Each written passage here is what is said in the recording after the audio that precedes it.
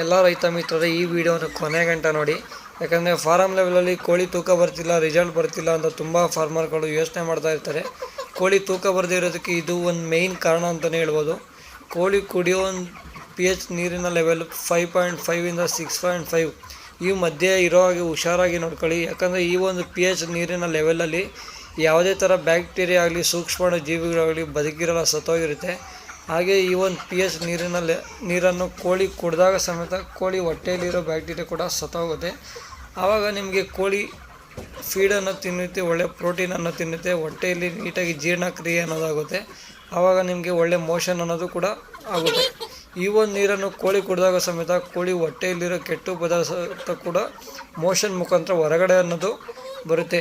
ಇದರಿಂದ ಕೋಳಿಗೆ ಯಾವುದೇ ಥರ ಹಾನಿ ಅನ್ನೋದಾಗದೆ ಒಳ್ಳೆ ಫೀಡ್ ತಿಂದಾಗ ಕೋಳಿ ತೂಕ ಅನ್ನೋದು ಬರುತ್ತೆ, ಒಳ್ಳೆ FCR ಅನ್ನೋದು ಬರುತ್ತೆ. ಅದಕ್ಕೋಸ್ಕರ ದಯವಿಟ್ಟು ಕೋಳಿ ಕುಡಿಯೋ ಒಂದು pH ನೀರಿನ ಲೆವೆಲ್ 5.5 ಇಂದ 6.5 ಈ ಮಧ್ಯೆ ಇರೋ ಹಾಗೆ ಹುಷಾರಾಗಿ ನೋಡ್ಕೊಂಡ್ರೆ ಭಾಳ ಒಳ್ಳೆಯದು. Thank you friends. ಈ ಒಂದು ಇನ್ಫಾರ್ಮೇಷನ್ ನಿಮಗೆ ಇಷ್ಟವಾಗಿದ್ದರೆ ಸಬ್ಸ್ಕ್ರೈಬ್ ಮಾಡೋದು ಮರಿಬೇಡಿ. Thank you.